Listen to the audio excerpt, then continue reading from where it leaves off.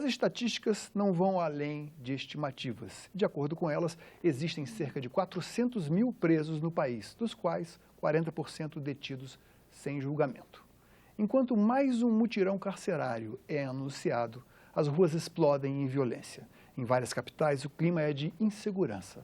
Para debater esse tema, Cidadania recebe o cientista político e especialista em segurança pública, Antônio Flávio Testa. Seja bem-vindo, professor. Obrigado. Professor, vou lhe pedir que trace um breve histórico da gênese dessa crise penitenciária no país. Paulo, desde o regime militar, quando os militares colocaram seus inimigos nos mesmos presídios que os chamados criminosos comuns, começando lá na Ilha Grande, eles simplesmente prestaram um desserviço à segurança pública brasileira. Por quê? Muitos daqueles que eram presos e condenados como presos políticos tinham treinamento de guerrilha no exterior, tinham know-how, tinham formas de trabalhar contra o regime. E houve um intercâmbio com assaltantes de bancos comuns, com assassinos, com meliantes que são oriundos da sociedade, mas sem visão política.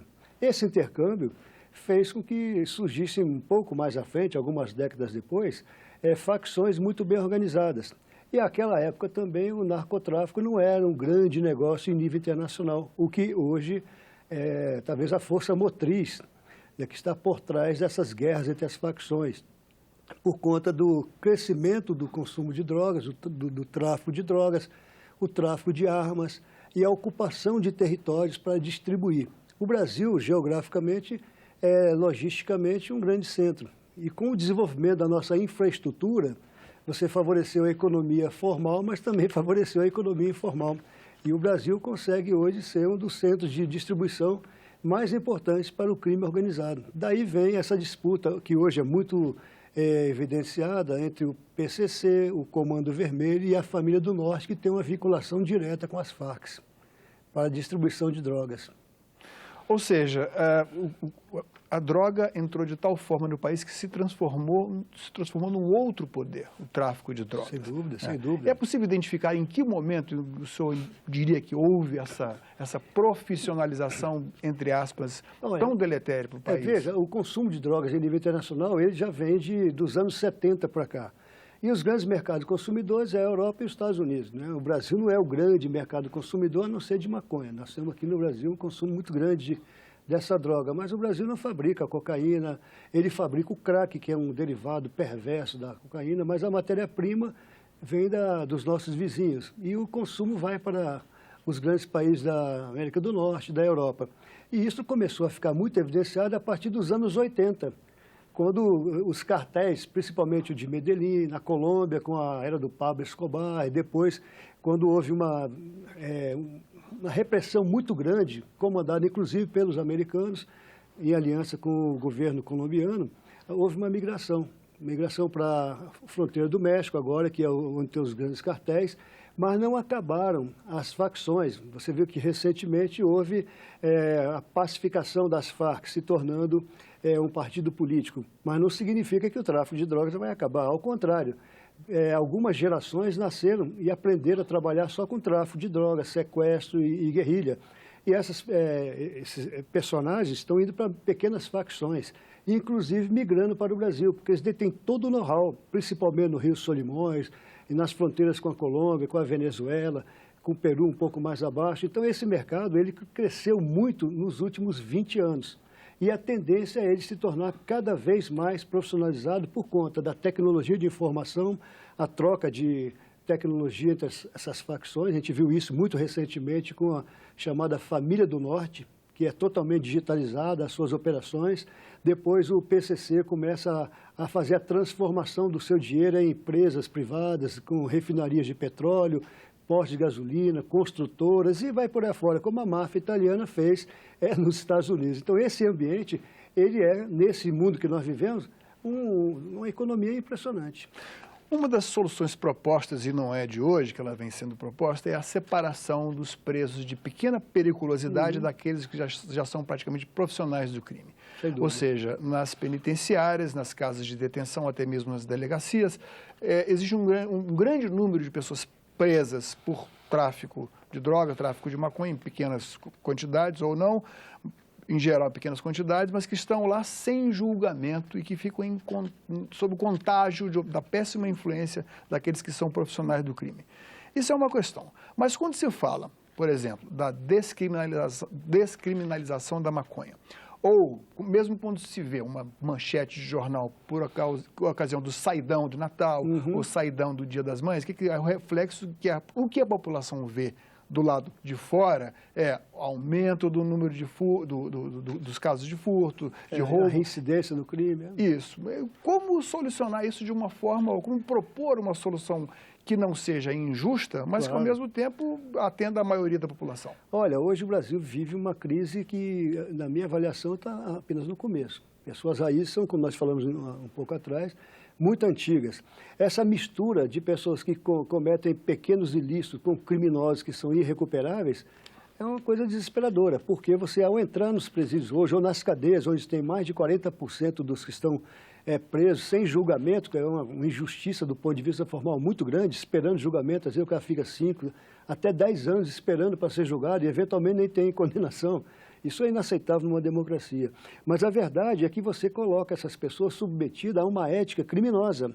Eles são obrigados, para sobreviverem, a participar de facções e se tornam soldados do crime, querendo ou não. Por quê? A ética do crime, que foi muito bem desenvolvida pelo primeiro comando da capital, o PCC, que tem uma formação mais profissionalizada, ela tem uma hierarquia muito bem estabelecida, tem um código de ética e tem uma visão sistema previdenciário próprio, inclusive, pagam pensão para as viúvas. E são rigorosíssimos na sua coordenação, né? E eles têm também determinações. Tem um projeto de poder. Esse projeto de poder exige mais personagens participando.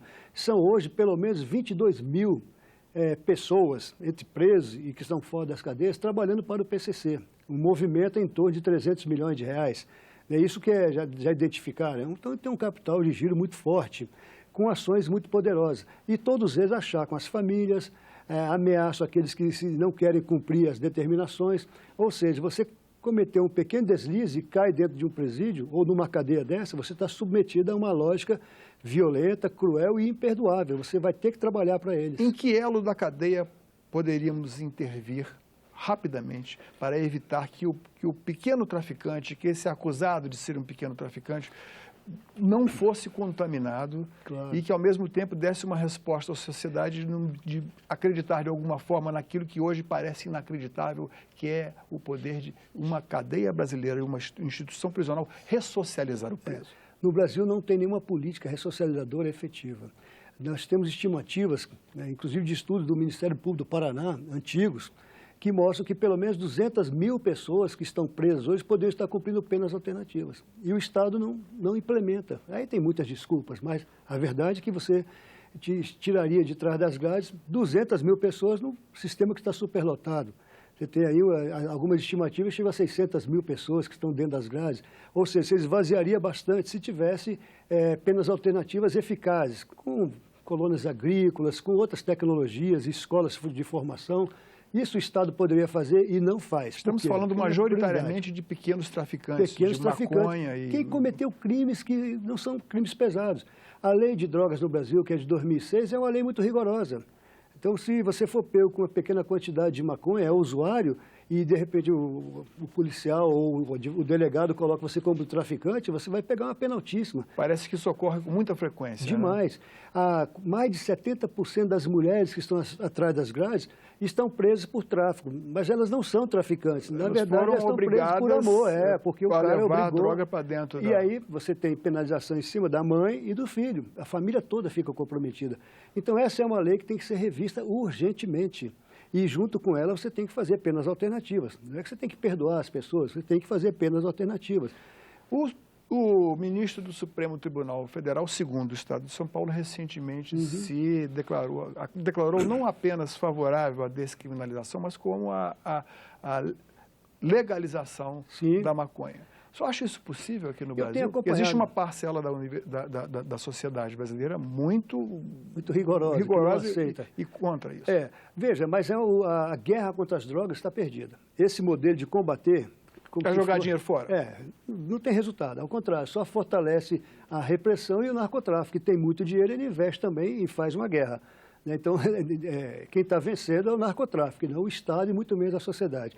Então, esse modelo já não funciona. E não é apenas o atual ministro, você vai se lembrar do ex-presidente da Colômbia, César Gaviria, o ex-presidente do Brasil, Fernando Henrique Cardoso, também, que propôs, trabalhando junto à ONU, a ideia de descriminalizar, mudando a forma de combate e de tratamento aos usuários. Não é que você tem que liberar totalmente. O que previa o plano do sociólogo Luiz Eduardo Soares no início do governo? No início do governo Lula. Isso. Eu acho que o projeto do antropólogo, na verdade, né, Luiz Eduardo Soares, foi um dos mais bem feitos que tivemos notícia até hoje. Ele tem uma visão bastante abrangente, é um especialista nessa área, e ele tem também um trabalho muito interessante que está publicado num livro chamado Tudo ou Nada, no qual ele traça um estudo historiográfico e que mostra o universo da maconha e o universo da cocaína. São dois ambientes completamente diferentes. O tratamento deveria ser diferenciado. E, no entanto, há uma mistura muito grande, né? E o efeito nocivo, principalmente do mercado da cocaína sobre a sociedade, é uma coisa monstruosa. E ele é totalmente contra essa lei de drogas no Brasil. Ele acha que ela tem que ser revista. Eu concordo com ele, ela tem que ser revista.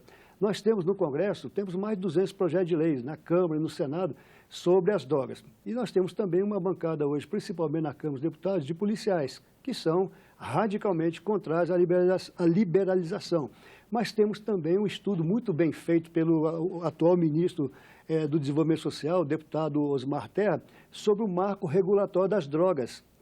Foi feito um estudo de mais de 3 anos, em que se comparou no Brasil e no mundo como é que se tratava as drogas para definir um marco regulatório. Veio para o Senado e até agora o Senado não deliberou sobre isso. Ou seja, não há um consenso no Brasil. O que nós temos hoje é a superlotação dos presídios, o mau estado das famílias e a violência crescente. Então precisamos rever esse sistema. Ele está criando muito mal-estar. O senhor certamente está inteirado do que vem acontecendo nos Estados Unidos, onde alguns estados vêm de liberar o uso da maconha, inclusive para fins recreativos. Sem dúvida. Inclusive até na Califórnia, onde o movimento para o consumo da maconha, o consumo da maconha já tem mais de 4 décadas, até multinacionais da agricultura, do agronegócio, estão plantando lá e, inclusive, expulsando aquelas famílias de velhinhos mais românticos. Né? Enfim, mas em alguns estados não é permitido, continua considerando crime. Que estatísticas nós podemos citar aqui no Brasil contra e a favor da descriminalização ou a legalização? E não há um consenso. Eu acho que nós temos várias organizações, houve no Senado, inclusive, uma comissão especial comandada pelo senador Cristóvão Buarque, que tratou um pouco disso, né, para a questão da maconha e tratamento como medicamento. E houve uma discussão muito interessante, muito rica, e aí ficou evidenciado que há uma dicotomia muito radical. Tem gente que é a favor, tem gente que é muito contra. A Anvisa acaba de liberar o primeiro medicamento, ainda com tarja preta, se não me engano, é um spray, controle, mas com uma quantidade muito pequena de tetraidrocannabinol, que seria a substância capaz de causar alucinação, alguma alteração psíquica, e uma quantidade maior da outra substância, que é o canabidiol, que não tem esse efeito e que é apenas um sedativo para... O que eu acho é que por trás de tudo isso há um grande movimento de multinacionais. Eu tenho a impressão que dentro de algumas décadas, ou menos até, nós teremos assim, a maconha da Monsanto, a maconha da Nestlé, sabe, dessas grandes multinacionais, e que vão distribuir isso, porque vem com essa onda que é muito forte ligada à saúde, que é necessária, ninguém está contra isso, depois com a recreação e vem a regulamentação. E, nesse aspecto, eu acho que o Brasil está perdendo uma grande oportunidade de discutir essa questão com mais profissionalismo, com mais isenção, menos ideologia, menos radicalismo. É questão econômica e que é inexorável. A guerra de combate às drogas já acabou. Essa questão é indissociavelmente ligada à crise penitenciária. Não tem a menor dúvida. Mas muito mais a cocaína do que a maconha, com certeza. No Brasil você tem... É uma droga mais cara e mais viciante. Né? Mas quem consome mais é a classe média, que pode pagar. Você vê que o PCC já não se interessa mais pelo crack, porque o crack é um veneno. Ele não é economicamente rentável. Então, para que você quer ter um viciado em crack se ele vai morrer daqui a pouco? Eles preferem muito mais você ter... É como o cigarro, como o álcool. Então, é uma lógica econômica que está por trás disso. Por que os presídios estão cheios? Né?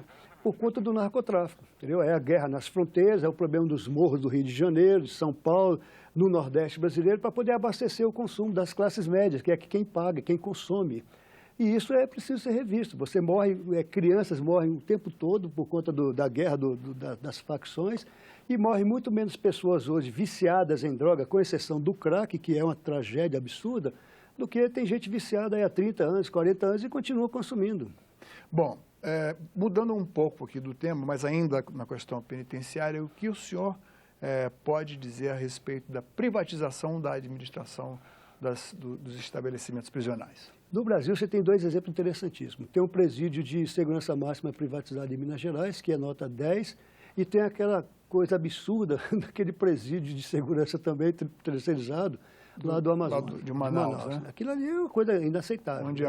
Onde apenas 6 pessoas tomam conta Tomam conta, o faturamento de quase 500 milhões de reais por ano, financia políticos, financia empresários, e foi renovado agora, hein? Foi renovado. É uma empresa, é uma OS que fatura muito em torno disso. E não presta serviço humanizário. Paradoxalmente chamado de humanizário. Aquilo é um absurdo aceitar uma terceirização daquela forma. Inaceitável, aquilo não funciona. Agora, tem presídios que são muito bem organizados. Os modelos norte-americanos são muito bem feitos. Esse que tem em Belo Horizonte é muito bem feito. Mas qual o custo? É viável para a sociedade pagar? Parece que o custo é de cerca de R$3 mil por mês. Caríssimo, muito mais caro que o estudante. Muito mais caro que o estudante, sem dúvida. Pessoalmente, eu acho que o Estado é que deveria gerenciar esse presídio. Deveria ter a federalização do sistema penitenciário brasileiro em todas as 27 unidades, os 5.564 municípios.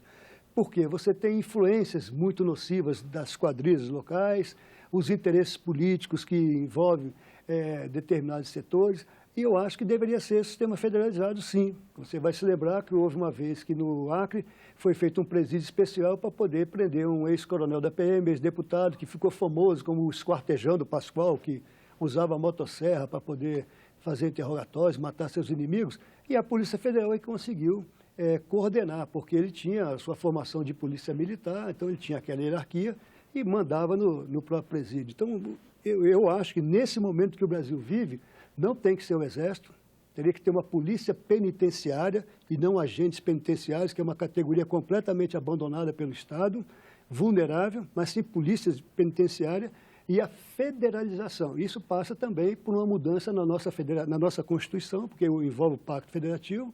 E lá na frente você poderia ter um Ministério da Segurança Pública, sim, para cuidar principalmente da segurança nacional. Não é segurança institucional, não, segurança pública. Mas o problema também não está na fiscalização do dinheiro, das drogas e do dinheiro que é administrado a partir de dentro do comando das grandes facções dentro da... Sim. Porque eu tive a oportunidade de visitar há uns 8 anos passados a Penitenciária de Segurança Máxima de Campo Grande.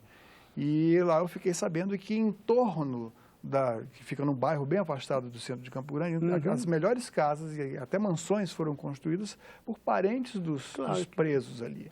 Como a lei poderia agir, como as autoridades poderiam agir para evitar isso? Olha, falando bem claramente, há um nível de corrupção absurdo.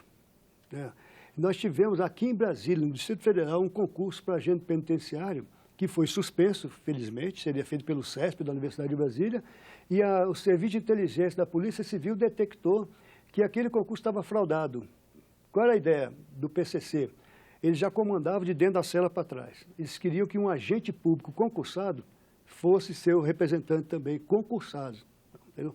Então, esse tipo de informação é um negócio muito sério, porque eles envolvem, eles formam policiais, formam advogados, uma determinação do PCC é formar advogadas e a ordem é que elas casem com os condenados para terem filhos, para defender o pai de seus filhos, defender a sua família. Essa é uma estratégia, para eles, muito inteligente e é indissolúvel isso. Então, de enfrentar isso é muito complicado. O Estado precisa ser mais atento. Por que você encontra telefones celulares, se lá não tem tomadas, se não tem carregadores? Porque quem leva essa informação? O Fernandinho Beiramar está em regime diferenciado, fica 23 horas por dia numa jaula, ele. O Marcola, regime diferenciado. E, no entanto, eles comandam operações do país todo. Alguém leva essa informação. Qual a sua posição diante da possível proibição ou interdição dos advogados, ou revista dos advogados, no acesso a esses grandes marginais? Eu acho que deveria ser o modelo americano. Você não tem acesso, você tem um vidro que te impede o contato físico e gente olhando. Mas porque isso você é seria um criminoso. suficiente? É muito difícil você Com a encontrar... capacidade de suborno que essas pessoas têm? Mas diminuiria bastante, diminuiria muito. Eu me lembro muito, é um caso que é emblemático, quando o ex-deputado Moroni Torgo, que agora é vice-prefeito novamente lá de... Novamente não, vice-prefeito de Fortaleza, levou um grupo de deputados para visitar o Marcola no presídio, lá no Paraná. E ao chegar lá, o Marcola veio todo algemado, todo cheio de corrente. O deputado perguntou: Marcola, você está aqui em regime diferenciado, está preso aqui, incomunicável, como é que você está pagando esses advogados aqui que são caríssimos? E ele respondeu assim: deputado, esses que o senhor está vendo, eu estou pagando com o dinheiro de 2 assalta-bancos. A OAB não se pronunciou.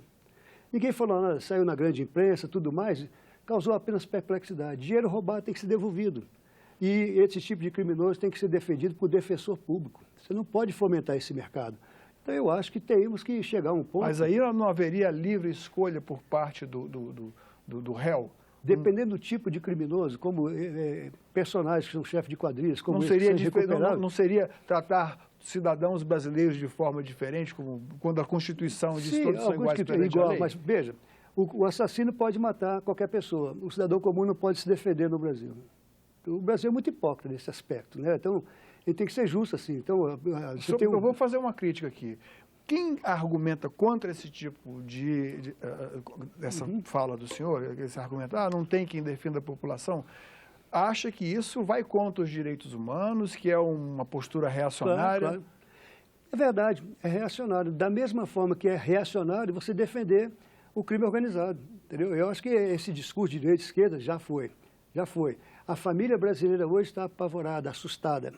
Muita gente não vê os detalhes, não sabe o que acontece no mundo do crime, não conhece o tema penitenciário. A maioria das pessoas que defendem os direitos desses criminosos não conhece as vítimas. O Brasil não tem o Estatuto das Vítimas, você tem os estatutos que defendem os criminosos. Então, eu acho que está na hora de contrabalançar. Você tem aí 622 mil pessoas atrás das grades, dizem isso. Algumas estatísticas, outras 400 mil, 500 mil.